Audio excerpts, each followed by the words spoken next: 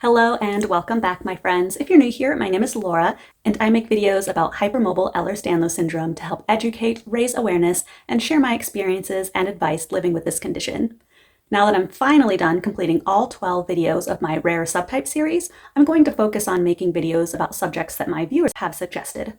So if you have any topics that you'd like to see me cover, please let me know down in the comment section. Today, I'm going to share with you what I typically eat in a week. If you don't already know, my husband and I follow a low-carb diet, which I have found extremely beneficial in reducing many of my symptoms connected to hEDS. I have a couple separate videos all about my low-carb journey, so please go check those out if you're interested in learning more. So let's jump right in. It actually took me over 6 months to gather enough photos for this video because I was super bad at remembering to snap a photo before eating a meal. So for breakfast, I almost always just have a cup of coffee or two. Normally it's coffee with MCT powder and half, or sometimes just black coffee. Lunches during the week are mostly leftovers from the previous night's dinner that I reheat, or I just drink a protein shake. One of my go-to lunches, if I'm at home and not at work, is a tuna melt on keto bread. It's essentially just a grilled cheese and tuna sandwich. My favorite is mixing a pouch of jalapeno tuna with a little mayo and using thick slices of sharp cheddar cheese. Another favorite go-to easy lunch is something I call a Thane burrito. So my husband's name is Thane, and he can make a burrito out of anything and make it taste good. Got some leftover chicken curry and cauliflower rice, toss that into a skillet with some eggs and shredded cheese, and then add that to a zero-carb tortilla, and bam, you've got yourself a delicious breakfast burrito.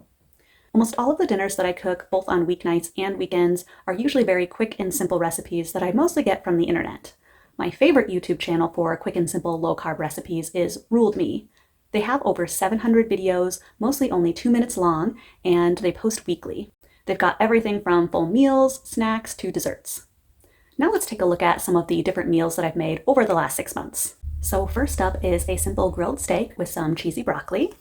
Next up is keto California rolls. Now I made this sushi out of cauliflower rice that I mixed with some cream cheese to make it sticky. And then the center is your typical California roll, so it's got avocado, cucumber, cream cheese, and imitation crab. And then I served it with some homemade spicy mayo and some wasabi sauce and soy sauce. Next up is a black and blue burger, and this is served on a store-bought keto bun. It is a grilled hamburger with some various spices, served with some crumbled blue cheese and melted cheese on top and bacon. Next up is a homemade salmon patty, and this is made with crushed pork rinds instead of breadcrumbs, and then I served it with coleslaw and then a creamy dill sauce on top.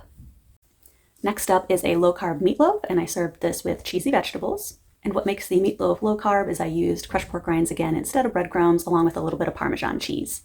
Next is a low-carb pasta, and this is made out of partly low-carb pasta that I bought online, as well as some zucchini noodles that I spiralized at home. And then it's got tomatoes, spinach, bacon, chicken, with some Parmesan cheese and an Alfredo sauce. Next is my attempt at low-carb gyoza or pot stickers, and this is essentially just fried cheese with some ground pork and spices on the inside, served with some buttered Brussels sprouts. And then I also made a dipping sauce to go with it. So next up is kind of a weird dish. It's mashed butternut squash with buffalo shredded chicken and topped with a blue cheese dressing. Now I know that sounds kind of weird, but the flavors actually work really well together, and it's very warming and comforting, and it's the perfect meal to eat in the winter. So this next meal is called okonomiyaki, and it's one of my all-time favorite meals. Okonomiyaki is a Japanese savory pancake made out of cabbage, and this particular recipe has cabbage, of course, eggs, some coconut flour, almond flour, I believe a little bit of a milk substitute, some spices, green onions, and so you make that into a batter, you fry it in a pan, and then you serve it with some Kewpie mayo, some Japanese barbecue sauce, and then I also used a little bit of a seaweed flavoring. It's also often served with fish flakes as well. And then of course I had to pair it with a light beer. Next up is either chicken fried steak or chicken fried chicken, I can't quite remember, and I made this with a mashed cauliflower rice and gravy.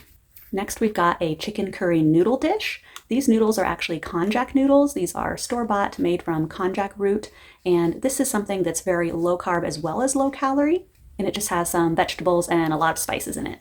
Next up is a crispy chicken sandwich, and again I used crushed pork rinds instead of breadcrumbs to make the breading, and I served it on a store-bought keto bun with some lettuce and mayo. Next we've got an attempt at some Asian chicken with some crispy Brussels sprouts on the side. And then we've got some low-carb ramen. The ramen noodles were a low-carb version that I bought online, and then I made my own broth, and then I served it with some crispy pork belly, some ramen eggs, green onions, bean sprouts, and some cabbage. And lastly, we have a low-carb peanut butter pie that I made for a special occasion at work. Now, we don't eat dessert too often, but when we do, it's usually in the form of a keto mug cake or low-carb ice cream because they're quick and simple.